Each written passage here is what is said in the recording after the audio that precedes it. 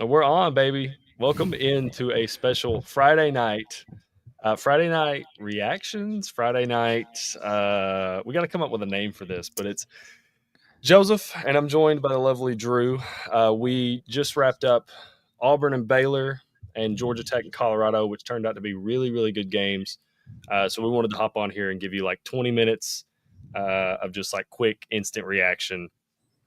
We also have some thoughts on the Boise, South Florida game and Nebraska and Cincinnati. So, with that being said, Drew, since you were on the early bird special plus 5.5 on South Florida, I will let you have your moment. Go ahead, tell us about Byron Brown and tell us about the South Florida Bulls. Yeah, I think that uh, I think that Boise State should not overreact to this game because I know it was 34-7 and the fake punt is going to grab the headlines. But to be honest, watching this game back, I watched it today. There is a version of this game where it's really close, and Boise State is right there. They failed to convert within the red zone, I think, 3 times. And I think they fumbled once. They failed on fourth down once, and they failed on fourth down again due to the nature of the game. Maddox Madsen he's okay. Like, he is a perfect G5 quarterback. Like, he struggles at times, but like, in all honesty, if Boise State wins out, which would be very difficult for them to do versus Notre Dame, they're going to be fine. Like, and I think the reason that I took UTEP in the college football playoff selection pod was that it's very hard to find a team that's going to go 11-1. And at least, yeah, I think it's going to be a team that kind of comes out of nowhere. And I even looked at South Florida after this game, and I mean, their schedule is just it's tough for a G5 team. And as good as Byron Brown is for a G5 quarterback, I believe he's probably like fringe P4. I don't know if he's going to be able to lead this USF team to a college football playoff berth. So if I'm Boise State, I'm looking at this for what it is. It's difficult to swallow the fact that we lost 34-7 in the first week 1 college football game. But it's not the end of the world. The running game struggled for sure. But for one quarter of this game, Boise State was 7-0 and they were dominating. And a lot of things had to break USF's way for this to get to the result that it did. And I'm not overreacting. Although I did take USF plus 5.5. I thought Boise State would end up winning this game. I thought it was going to be a very close game with them being on the road and them losing Ashton Genty. I did think Boise State was going to win this game by 3, 4, or 5 originally. I did not see a 34-7 with a fake punt. with the backup quarterback getting snuck out there. Yeah, I mean, that's something you can only get by if you're on week 1. Like, week 1. Yeah, because there's no tape on that. There's no tape on South Florida doing that. Like, number 13 versus number 16. What is Boise State going to do? Yeah. But for big chunks of this game, I mean, South Florida's offense was shut down. Like, they were. And Byron Brown's stats don't look amazing. And I'm fully ready to acknowledge that. But he came up big in the most important parts of this game. And I mean, Boise State, they fumbled inside the 20. They went for fourth down inside the 20 when the game was close. I would have preferred, when you're 7-7 there, to not go for that. But if I'm Boise State, I'm not overreacting to this game. If I'm South Florida, I'm taking all the momentum. I mean, you've got to. Like, it's it's one of those things where if you end up being the G5 team, basically by default, because I mean a lot of these group of 5 schedules are just hard. Like I talked about UTEP, Texas is in their schedule. Memphis South has Florida a plays few. Miami and Florida, right? Yeah, Is it both of them? I know it's at least Miami. yeah. And Boise State's got Notre Dame. Memphis has Arkansas. I think the James Madison has both Louisville and Liberty back to back. It's kind of a roulette. Yeah. And I just think, I mean, anything can happen. If you're Boise State, you've got to rebound from this. You've got a few easy games, a few tune-up games, if you will, from this one. And if you're South Florida, and one thing that I particularly liked about South Florida, man, the crowd.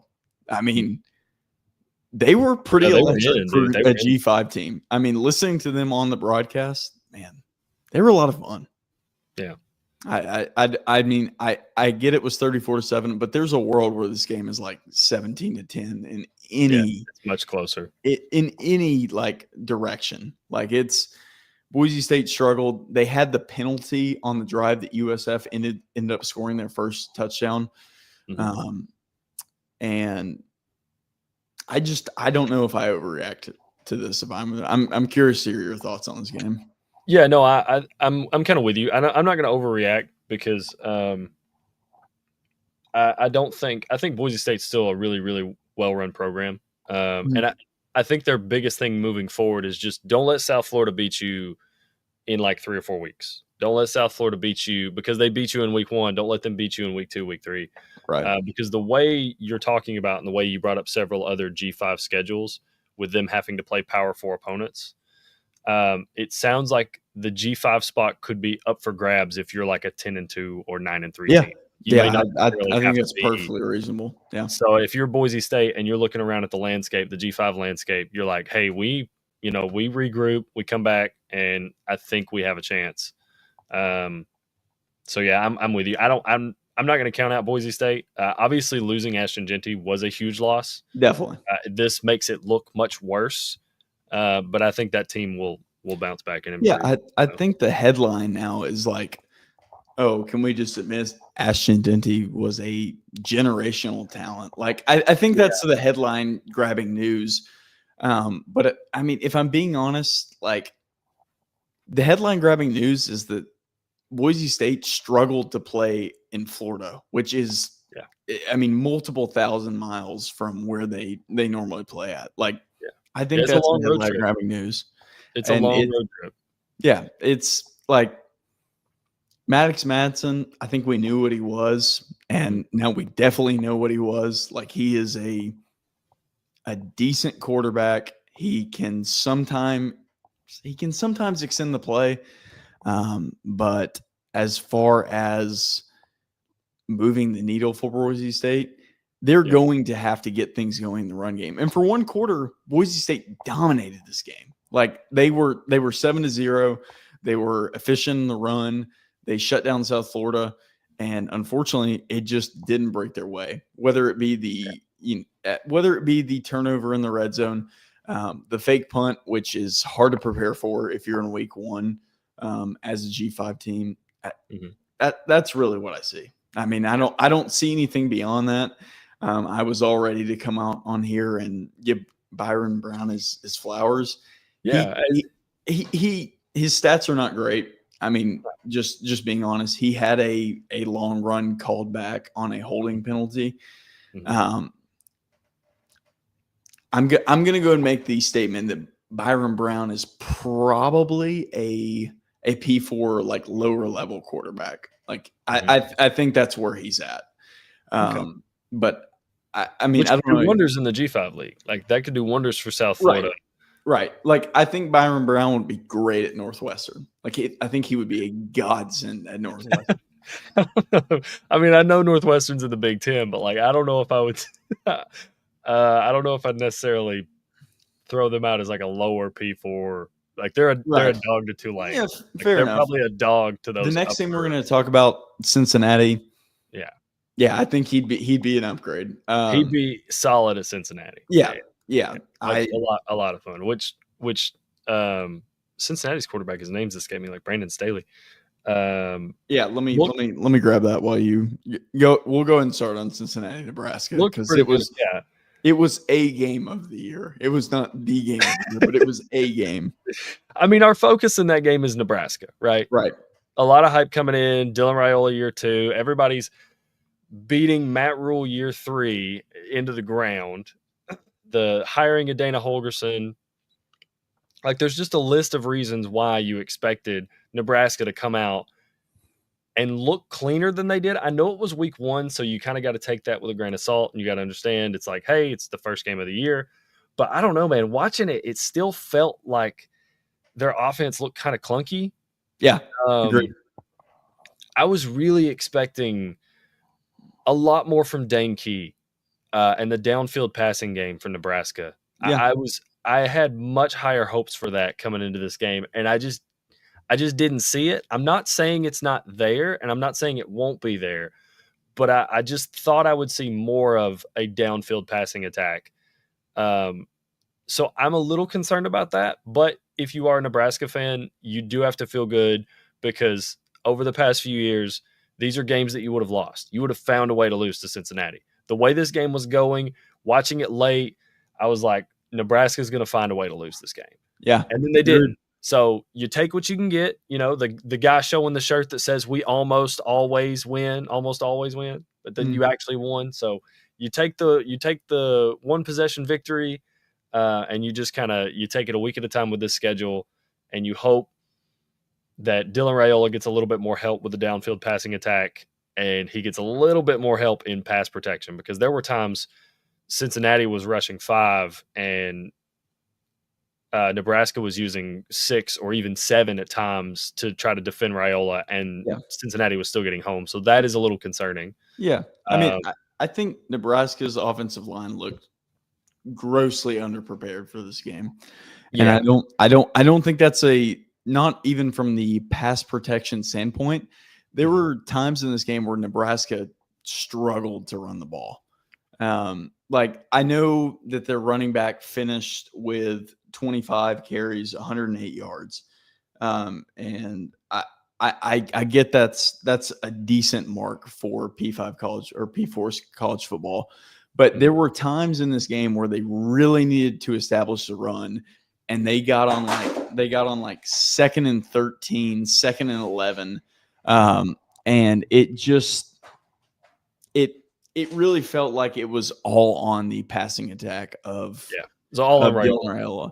Yeah, and it was all on Raiola to make a play. Yeah, I mean, to be fair to Raiola, he has kind of thrown himself into the Patrick Mahomes lane. And I think last night, I'm not trying to rag on him to be funny on him, but I mean, it definitely. I think last night definitely showed he's not anywhere close to Patrick Mahomes. The release of his balls, how he reads the field, even the running ability is nowhere close. Like, he is a little bit bigger. He is a little bit slower than Patrick Mahomes, and that really hurts how he deals in the run pass option game. And it's one of those things where it's an unfair comparison to Dylan Raiola. But it's honestly, it is. Yeah. Yeah. Like, he's not Patrick Mahomes, and he's nowhere close. Even I went back today and looked at Texas Tech Patrick Mahomes, which is more of a downfield passer, more of a gunner. It's air raid attack. Yeah, he doesn't have that. He went 33 for 42, 253 yards yesterday, and it was mostly checkdowns. It was mostly hitches. It was mostly when Dane Key was winning, it was mostly Dane Key over the middle of the field. And I think that's something to note for Nebraska. This Cincinnati team, and their quarterback, by the way, his name is Brendan Sorsby. They're not going to be any good. There we go. They're not going to be any good. You're just throwing them to the wolves. Throwing out Cincinnati. I mean, I don't see a way that the Cincinnati team puts up points when it matters. Brennan Sorsby threw for 69 yards and an interception yesterday. He had almost 100 rushing yards, and that's fine if you're Air Force or if you're Navy. Like that's what you do. But their running attack as a unit was weak, and Nebraska had multiple chances to blow this game wide open to where it gets. I know you picked Nebraska 6.5 yesterday. Yeah, we were close, but they had multiple chances to get to that number and beyond, and it didn't happen for them. Yeah, I felt like at times watching the game, and I would like, okay, this is the moment Nebraska takes over the game. Like this is the moment Nebraska separates themselves from Cincinnati, establishes themselves, and they win this game, going away like 34-10. And it just didn't happen. And again, first game of the year, not overreacting. There's just some things I saw. These are slight concerns. These are things I liked from Nebraska. A lot of football left to play. A lot of room for that team to improve. You brought up quarterback runs, and what better team to talk about running their quarterback than Georgia Tech playing Colorado? Yeah, Haynes King's a guy. He's a dog, dude. 156 yards on the ground. He had more rushing yards than he did pass yards. Yeah. A career high. Georgia Tech takes down Colorado at home, 27-20. What are your thoughts? If I'm Colorado, I feel pretty good. I'm not gonna lie.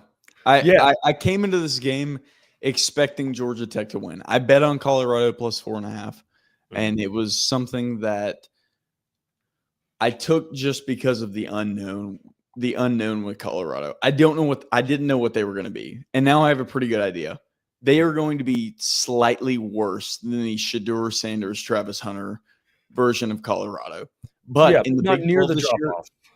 Not near the drop off that some people had talked about. Yeah, with their schedule, and if they get a few more things to break their way, they're going to be fine. They're probably going to go 8-4.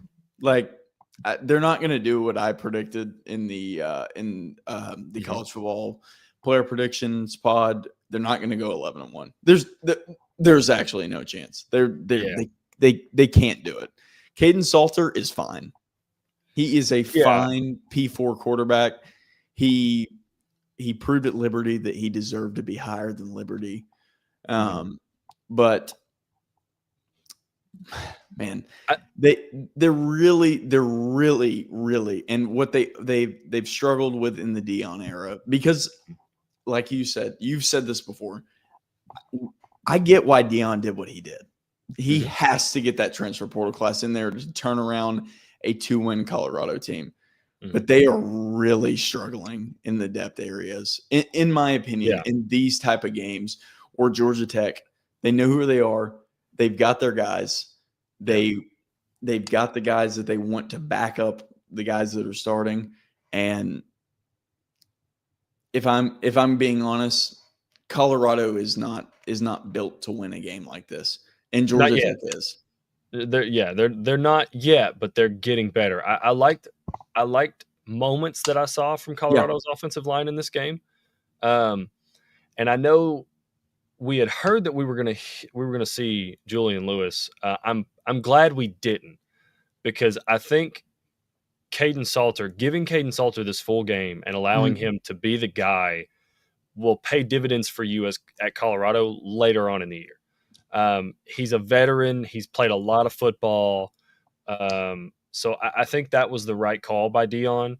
I don't love that he took 2 timeouts with him to end the game. I don't know what the idea behind that was. I don't know what I don't know. I'm not on the sideline. I don't love that. I don't think that's a good coaching decision. But I do think Caden Salter's your guy. He's solidly your guy. And I don't think we'll see Julian Lewis unless it just kind of goes off the rails for Colorado and they check into, okay, we're in 2026 mode. Yeah. Like, I think Caden Salter should be your guy, because looking at the schedule, I think Caden Salter could win them some of these games. I mean, they'll beat Delaware. I think they could win at Houston. They'll probably beat Wyoming. I don't know what BYU is going to be. I know what BYU was was set up to be with Jake Retzlaff. I know Right. there are a lot of veterans on that team. They're an older team, but like I don't know what they're going to be with Hank Bachmeier being the starter now. So I don't want to say Colorado's going to lose that game. We'll see TCU on Monday night. We've seen Iowa State. I think this team. I don't know if they'll be. Obviously, they won't be as good as they were last year. Yeah. But I think they could be better than people think with the drop off. Moving to Georgia Tech, brother, this could not. I text. I have a little group text with my brother and his brother-in-law, Mhm. and we kind of talk about the games we're watching and stuff. And after that Haynes King interception, I was like, man, I could not have drawn up in my head a more disastrous start for Georgia Tech. And to be able to come out and almost hand the game away to Colorado. Yeah. And not lose. I think it just speaks volumes to what Brent Key's done with his team and done with this roster. With them being older guys, being kind of a veteran team, I think it speaks to their mentality that they were able to overcome a disastrous start like that. So I feel good about where Georgia Tech's at. I'm kind of buying some Bailey Stockton stock just a little bit. Yeah. Just a little bit white boy with a sleeve out there playing receiver. But yeah, man, I mean this team moves as Haynes King moves. The biggest concern for me is that I think Haynes took a lot of unnecessary shots tonight. And I don't love that for his longevity for the season, because if he goes down, Georgia Tech goes down. I mean, they're in, like, to me, they're in Florida DJ Lagway territory. Yeah. It's like Definitely. this team is Haynes King. And if he's not on the field, it's going to be tough. So that's my biggest thing. I just Haynes needs to stay healthy. He needs to stay up. But I'm with you. I thought Georgia Tech would win this game between 7 and 10 points was the score that like I had in my head. I thought it'd be like a 30-21, somewhere along those lines. But yeah, I actually, if I'm either one of these teams, I feel pretty good because Colorado, you have something in Caden Salter, and Georgia Tech, you were able to overcome just a disastrous start in the very first game. When you had all the reasons to just kind of like shut it down and be like, guys, it just wasn't our night, and they didn't. So I feel pretty good about Georgia Tech. So any final thoughts before we move on to the game of the night? Yeah, I think Georgia Tech is going to be that. I think they're going to be a no doubt 10-2 ACC team, if not better. I think this game kind of proved that. I think this Colorado team, while not as hype as the Shadur Travis Hunter team, is going to be a very we've kind of talked before about feisty teams that aren't the best, but still give every single opponent a game that they play. Yeah. And I think that's this version of Colorado. While they don't, I'm sad that they lost Will Shepherd and LeJontay Webster in their receiver room, and they've definitely got a lot of holes on this team. But it does speak volumes that Georgia Tech was just able to, because for probably a quarter and a half of this game, I was like, man, Colorado is just going to win this game 10-7, and there's not going to be anything like Georgia Tech's going to try what they might, but the momentum is on Colorado's side, and as good as Caden Salter was, and he was good. Don't his stats do not speak for what he did on this field. And Colorado's run game was very impressive to me. Like I thought Colorado's run game was actually better than anything they had last year. Mm-hmm. I think Colorado. I think Georgia Tech, to overcome this deficit, is definitely going to come out smelling like a rose, because this was the non-conference that you're like, can this team really make the playoffs? Yeah. This is what you have to get over. And if I'm Dion and I'm the Buffs, yeah, it sucks that you lost, but Man, this is a pretty good step in the right direction for Yeah. the rest of the season. I don't think that they'll go 11-1, 10-2. Like I think that's pretty out of the question for what we saw tonight.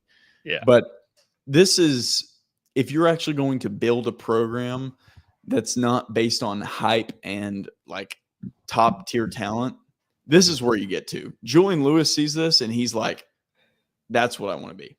Yeah. I want to be Caden Salter. I want to follow the lead of Deion Sanders. Yeah, and this is how it goes for these programs that aren't like perennial top 10 recruiters.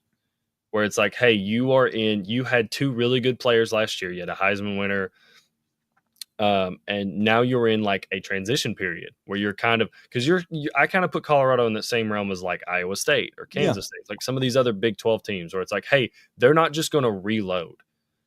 Like it's going to take a transition period. Luckily, you got Caden Salter to lead you in that, so it doesn't look like a complete fall off. But it's seasons like this that I think Colorado is about to have that help build towards a sense of continuity as a program, where it's like, hey, we're not the laughing stock of the Big 12 anymore. We're not going to be 2-10. Yeah. Agreed. And you're going to be. I think they'll probably be somewhere around like 500 this year, like 6-6, 7-6, 5-7, somewhere roughly. Something respectable without but they're not going to make any national attention. Like the Deion, the Deion storylines will get attention, but as far as actual play, they will be a mid-pack Big 12 team, which is fine because you joined the Big 12 2 years ago. And you've completely overhauled your roster in 36 months. Right. You joined the Big 12 because of Deion. And now it's time to see if Coach Prime can actually like sustain the level of hype without the number 2 recruit in the 2022 recruiting class. Yeah, where he's at now, it's like, can you run a program? Yeah. That's where he's at right now. That's the moving forward. It's, can you run a program? Because it's like, okay, you brought in Travis and Shador, like you brought in some really talented players, but now is the moment where it's like, can you run a consistent program? That's what we're going to find out about Deion over this season and the next 2 years. And it certainly seems like if they can keep Julian Lewis, I don't know what his plans are. But if he waits in the wings behind Caden Salter and it's his team going forward, I like Colorado moving forward as a Big 12 team. Yeah, I like them. Like they are the Big 12 version of Tennessee. They've got to get some recruits where it matters, which is the secondary and the offensive line. And Colorado's not done that so far. Like, and Tennessee never does that. So like they get 1 5-star offensive guard, that's fine. But you've got to get the guys. And if it's a 3-star for Colorado, or if it's, a under recruited 4-star, you've got to get those guys. And it's no doubt that they have to come to Boulder and that they've got to show up. The only concerning thing for me for Colorado was this was a home game. Georgia Tech traveling halfway around the country to kind of initiate their style of football, that is concerning for me. They shouldn't be able to do that if you are legit. But going forward, if Deion does stay at Colorado, I don't have any worry about them. I think they will be a leader in the Big 12 with Julian Lewis. I think they will, although I don't think they'll ever be able to get 4-star corners or like freshman 4-star, 5-star defensive linemen, which is really what is the hallmark of these great programs. I think they're going to be fine in the Big 12 because you don't need that in the Big 12. You don't need these guys that check every single box and every single position. In the SEC, sure. But I think you will be able to at least get to the promised land with the guys that you do bring in. And it's kind of going to be if the ball bounces your way. Yeah. I think they'll kind of live in that, like, recruiting proven G5 talent, landing like a decent class, and then having having like a crown jewel of the class. Yeah. Because they did land Jordan Seaton, who was a 5-star lineman, and he played last year, he started this year, was on the line this year. So I think that's where they're not going to stack 5 stars. No, Yeah. they're not. No doubt. They're not going to.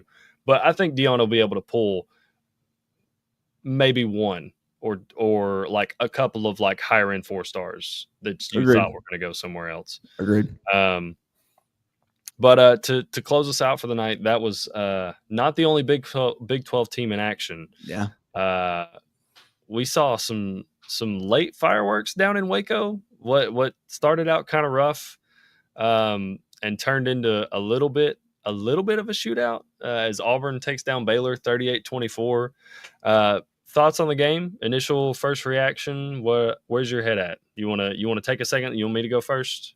No, I'm ready. I watched the whole game. I had it on my phone. We had company over, but I was not going to miss this one. All right, let it rip. I thought this was going to be a Hugh Freeze classic for about 30 minutes. It was going to be a Hugh Freeze low scoring slogfest. And I don't know if this is the level of talent that Baylor has that is more responsible for the result of the game, or if Jackson Arnold actually may be a legit SEC quarterback. He answered every bell. The questions came up for him, and he met it. There were a lot of things that were at play with this game. As far as turnovers, Baylor going for it on 4th and goal early in the first half, which I was completely against that. As a 3-0 advantage when you're playing Auburn or a team like Auburn, I think you should always kick the field goal and make them drive the length of the field, not get that momentum. But Auburn's talent showed out. They had guys that are supposed to be good that were good in this game. And to put up 38 points against Baylor, who I know that I think you and Chase picked them in the college football playoff picks. I had them in the Big 12 title game, but not in my playoff. Yeah, that's right. Conference title picks. Yeah. This Baylor team is not going to be bad. I don't believe that they're going to be any worse than 7-5. Auburn came into this game with something to prove, and they proved it to me. I don't know what Auburn's going to be in the landscape of the SEC. I can't see this version of Jackson Arnold and the Auburn offense working against every SEC team, every SEC defense, because Jackson Arnold, a lot of it was improvisation. It was. I mean, it was let me. The play's going to break down. None of our receivers are open. I'm going to create something. But I feel good about Auburn for the simple fact that I thought they were going to lose this game. I thought it was I had Baylor all the way, and Auburn came up where it mattered. They not only came up where it mattered on defense, but Auburn dropping 38 points to this game is almost unheard of in the Hugh Freeze era. And I think that's the biggest takeaway for me. Yeah, speaking specifically on Auburn, I think their D-line depth showed up a little bit. I know in the broadcast they had mentioned that Kendrick Falk had been kind of quiet, but then he shows up at the end of the game and sacks Sawyer Robinson. It's like, hey, he's still there. He's still a part of that D-line, and he showed up when Auburn needed him to. The thing that threw me off, man, is Baylor was horrendous on third down in this game, and I think that was a huge contributing factor. They were 5 for 15 on third down, and while they weren't penalized as much as Auburn, it felt like Baylor's penalties came at pivotal moments. Right, the worst. Like when they would get a big play, just get a first down, convert like a third down, and it's like, oh, penalty. Like it just felt like they were so poorly timed. But I don't think Auburn was perfect in this game either. I don't know how I feel about. Yeah, Auburn put up 38 points. but Jackson Arnold felt like he was, like you said, improvising. Right. I don't know how I feel about them not being able to get this receiver core going Yeah. against Baylor. 107 yards for Because Jackson Arnold. That's yeah, 100, yeah. 108 pass yards. I mean, Cam Coleman has 1 reception. Eric Singleton has 3. Neither one of them has more than 25 yards. I don't, again, not trying to overreact. It's the first game. I think they'll improve as the year goes on, but they showed Auburn's schedule. They've got Yeah. 2 cleanup games, and then it gets real. You're going Right. at Oklahoma, at Texas A&M. You got a bye week, and then you play Georgia. And I'm just a little skeptical that most of Auburn's offense tonight felt like it come on Jackson Arnold's shoulders just improvising. Yeah. I don't feel good about that, if I I'm being don't. honest with He you. had more Um, rushing yards than passing yards. yeah, he had 137 rushing yards on 16 carries, and I don't think that's going to sustain you long term. I don't know. I'm pretty sure that wasn't the game plan. It probably wasn't, No. but it's kind of one of those things that was like, hey, this is working, and Baylor doesn't know what to do about it, so we're just going to keep doing it. Yep. I think if you are Hugh Freeze, your plan is like, hey, we want to get this receiver core going. We want to get these guys the ball because they're dynamic playmakers. But this is what's working for us tonight, and we need this win. Auburn had to have this. Yeah. Agreed. So I'm not going to overreact and sound the alarm bells and be like, hey, they couldn't get the receiver core going, because again, I really think it was part of Jackson running the ball is working, so we're just gonna stick with that. We're not gonna get away from that. But man, I feel like Baylor had opportunities in this game to keep this much closer. Absolutely. And it just, again, the crucial penalties, the inability to convert third downs, like it's hard to sustain drives when you're 5 for 15 on third down. Yeah. Because it just kills your momentum. So I don't know. I think Baylor will be good. I do still think they can compete for a Big 12 title, or at least a spot in the title game.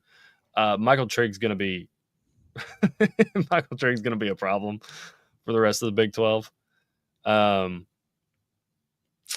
But yeah, that's my initial thoughts. Is that Baylor's got to clean it up on third down, and I hope this isn't the solution for Auburn is to run Jackson Arnold. No, that worked tonight. It's not going to work all season. No, but I will say Jackson Arnold taking care of the ball is something that I can get behind. I think that there were opportunities in this game for Jackson Arnold to, for lack of a better term, piss this game away. I do think that. I think, while Baylor not the most talented, they were looking for those opportunities, and he just wasn't going to do it.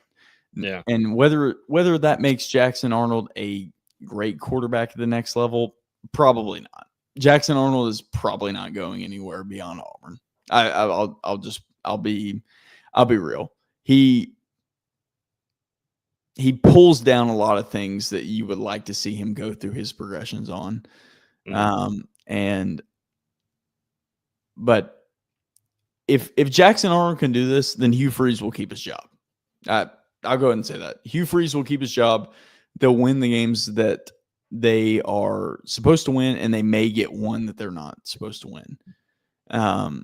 And for Baylor, this was a tough one for me because on the one hand, you're in the Big 12, but on the other hand, I felt like this was I really felt like this was their game to lose, and they did not deliver. In no aspect did they deliver beyond the first quarter. Yeah. Yeah, and it man, it gets real for Auburn in a hurry.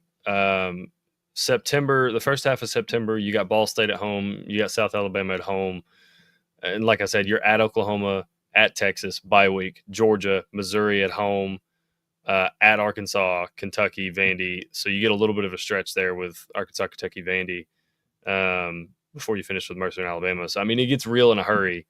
And then for Baylor, you got SMU next week. So like you got to get up off the mat. You don't have any time to sit and let this sting and think about what you could or couldn't have done. Like, right. you've got SMU coming, or you've got to go to SMU next week. So I will say Sawyer Robertson had a good game. I was not disappointed at all by what I saw from Sawyer Robertson. I don't. yeah, I mean, While I would have liked him to convert a little bit more on third down, yeah, I felt that he was Baylor's best player by yeah, every metric. And if you're Baylor going forward, that's what you have to bank on. That Sawyer Robertson is going to be one of these Big 12 quarterbacks that can throw for 400 yards at any time and limit the turnovers and continue really continue just to score points. yeah. I think they ran into a little bit of the SEC defense. I'm not gonna lie. That's really what I got from Baylor tonight. Mhm. Like, we're used to going against this. This is what we got. We would normally go for this on fourth down. We would normally convert this on third down. But Auburn is going to be very interesting and a team that I watch going forward because of this game. If they had lost this game, I wouldn't have given it a second thought. But I think it's. Dude, I I would have not. I don't want to say. I don't want this to sound the way it was going to sound, but I would have very interested to have seen Auburn in like backs against the wall mode if they'd have lost this game.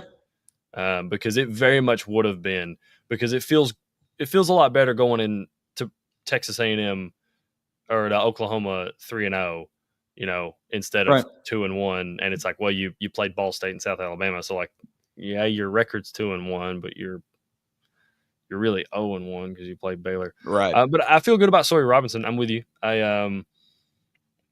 I think if he's given a little bit more time in some of those instances tonight, he can really operate. 27 for 48, 419 yards and 3 touchdowns. Yeah. Kind of a nutty stat line there, but I do feel good about Baylor moving forward. I think they can. I do think they can compete in the Big 12. I think this is a team that'll probably get better as they go on. So I do feel good about my my little Big 12 prediction for Baylor. Yeah. We'll see. Who knows, man? Hey. It's a long season. This was just one game. Again, look, both of our Big 12 predictions lost tonight. It's not great, but we also have to keep in mind that they have to play the Big 12. Yeah, those weren't Big 12 games. Like, yeah. Hey, we're ahead of people that put Kansas State in the Big 12 game. Oh, yeah, we are. That's what we gotta. That's what we are. That's what we gotta remember there. Yeah. A little.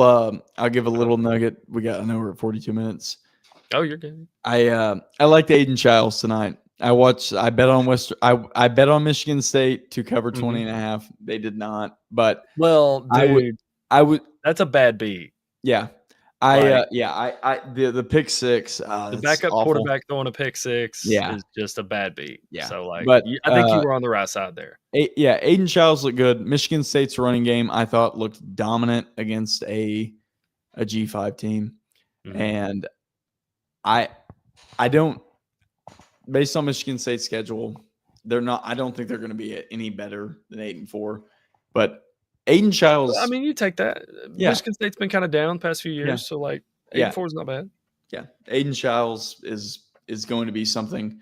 And let's talk about Tarleton State. I mean, who saw that coming? I was about to say, if you weren't going to say it, I was going to say it, man. The troops got served one up by Tarleton State, man, and it's just it does not feel good. It does not feel good, dude, because especially the year that they had last year. I mean, yeah, you missed the kick to end regulation for Army, and then it just FCS strikes again, man. Like, you win the American last year, and then now you're 0-1. So life. It's kind of how it goes. It's kind of how it goes for G5. Kind of what we're talking about. I mean, life comes at you fast in the G5. Yeah. I don't want to preview anything that we've already previewed on the pod. But tomorrow is going to be 12 hours from now. Yeah. It's going to be 12 hours. 12 hours from now is going to be awesome. But yeah, man, any final thoughts? Anything you want to say before we close out and we head into a full Saturday of college football? Yeah. I mean, give me Byron Brown for Heisman. I mean, go ahead and give it to me. I don't I I would don't. love to see the odds on that. Yeah, If they it's definitely move. not going to happen. It's above plus 60,000, but Yeah, I am. totally. I'm excited. I'm excited to see what the South Florida Bulls do from here. I looked at their schedule again. I remember why I didn't look at them for a G5 berth. But yeah, man, G5 is going to be very fun. I know a lot of the focus obviously will be on P4, but the G5 team will be. It'll be it'll be pretty interesting because whoever comes out of there is basically going to be the team that strung together the most. You shouldn't win that games in a row. I think that's going to be who comes out of there. Yeah, I think we have a very, very realistic shot for our G5 to have like 3 losses. Yeah, So, good. and yeah, it'll be great to see them go up against like 10-2 Texas or Alabama or Georgia or Ohio State or Oregon or Absolutely. something like that. So, all right. Well, that was my phone telling me it's bedtime. So appreciate all of you guys joining us for this late night edition of Chatted Up Sports. Follow us all over social media. Check out the YouTube channel. Throw us a subscription over there. We really appreciate it. And I guess we'll catch you tomorrow for Saturday Yeah, Instant Reaction. yeah. I think we're going to be. Me and you will be back for the live once again. Maybe we'll have maybe we'll have somebody join us, but Maybe. um, it'll be it'll be a much more interesting live because we're not talking about teams that are ranked outside the top 25. So Yes, we will have much more efficient matchups, much more much more intriguing matchups, not efficient, sorry. yeah, Much more intriguing matchups and our core 4 games. We'll be able to recap. So we'll know where we stand tomorrow as far as record predictions. So yeah. So appreciate everybody joining us. Enjoy your college football Saturday and we will catch you all tomorrow.